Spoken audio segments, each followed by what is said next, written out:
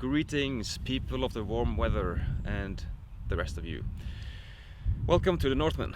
Today I'm on location just because it's finally good weather. It's nothing to do with the game, but I just want to be on location for once. So rarely do we get to have the sun without rain and clouds. Wow. Anyway, the game is called Allegiance, a Realm Divided. This game is rumored to be like Magic, and I can't really say because I haven't played Magic since I was in school, you know, small, I don't know the English word for, toddler school, probably 200 years ago.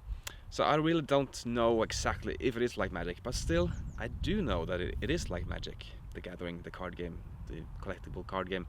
But this one is not a collectible card game, and it's not the Gathering. I'm just rambling now.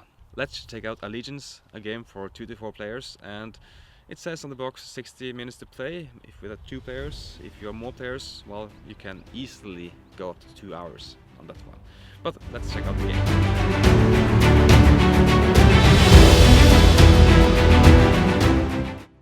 Now, don't get me wrong, I of course know what Magic is about, and the one thing it's about is collectible card game. In Allegiance, there are no booster packs at all. I don't even know if there's an expansion.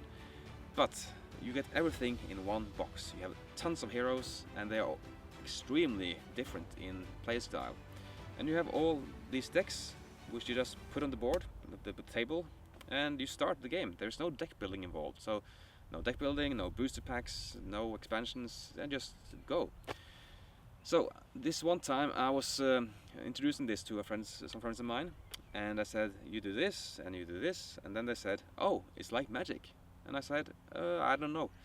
And I explained some more, and suddenly they were taking over the rules explanation of the game, and they were mostly right about their assessment of the game. And that's really funny because we just got into the game very fast, and yeah, it really worked out well. And how do we actually play the game then? The setup of the game is very easy. You just deal out the heroes for each players. You can even do this by randomly or drafting, you choose. And the heroes, as I said, are very different in player style. And once you have the heroes, you put out these transparent marbles on the numbers that indicates your income, how much money you have, and how much health you have, of course. Health is the one thing you don't want to run out of, then you're out of the game.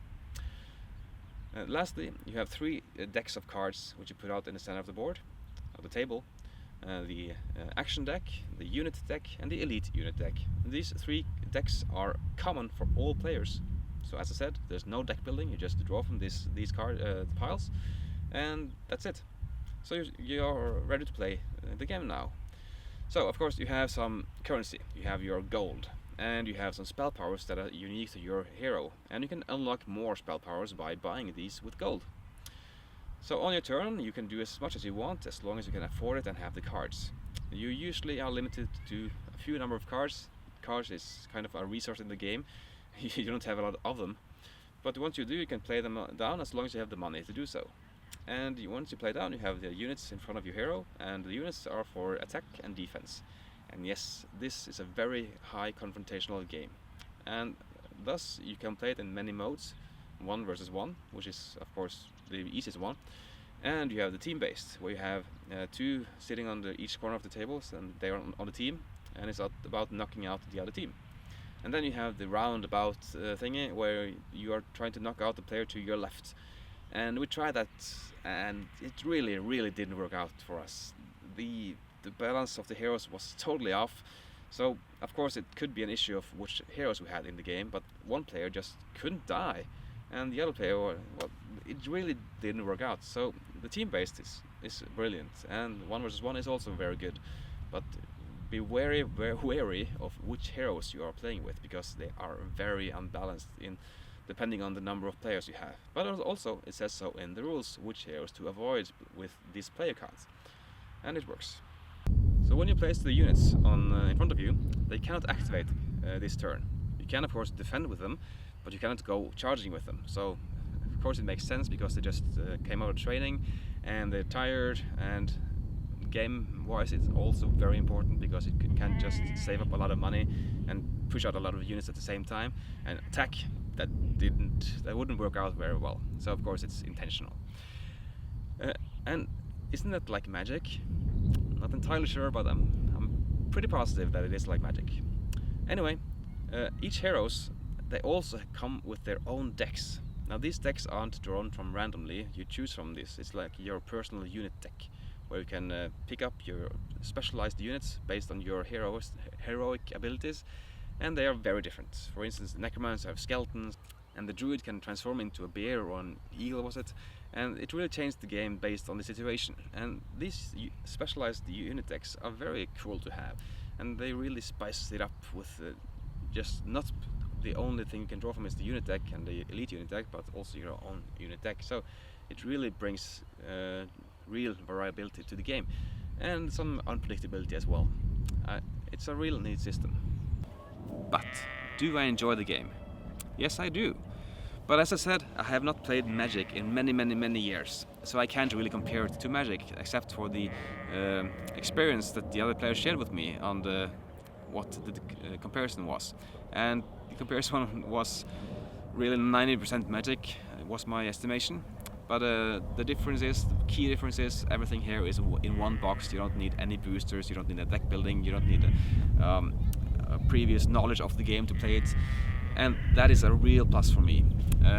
As a 1 versus 1 game, this is not my go-to game. I prefer other games because I'm not really into these confrontational games like Call of Cthulhu, the card game, where you are 1 versus 1. I really didn't like that because, yeah, it's kind of too confrontational for me. But then again, Seven Wonders, the duel, works very nice for me because you don't really ruin for your other partner all the time. You're just building up yourself and trying to be bigger than the other player. So this game is not for me 1 versus 1. And with more players, with 4 players, for instance, the playing time is such a big issue for me that I almost want to play another game instead.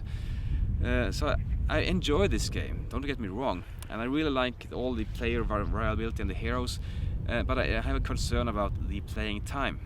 So if you like really confrontational games, then 1 versus 1 in this game is probably a very good hit for you. And I do enjoy playing the game, as I said, so I can highly recommend this, but I just have other games to play instead, based on the playtime and the confrontational factor for 1 versus 1. But it is definitely a recommendation. But you see where I'm going to? I really enjoy the game, but it could have been a much better hit for me if it didn't take so long to play. But the plus side, it is easy to set up, it's easy to explain, and it's easy to play. You don't need any pre-knowledge of the game to set it up. So I really enjoy that fact about the game, and you don't need to buy booster packs to get any better.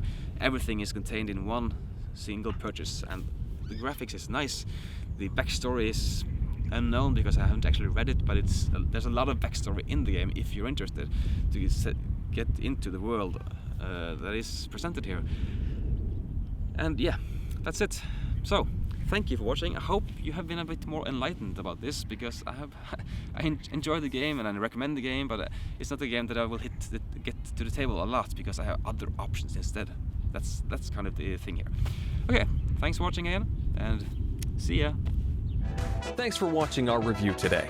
For more information about board games, as well as the #1 board game audio podcast, check out Dicetower.com for reviews, interviews, and more. I'm Eric Summerer, and you've been watching The Dice Tower.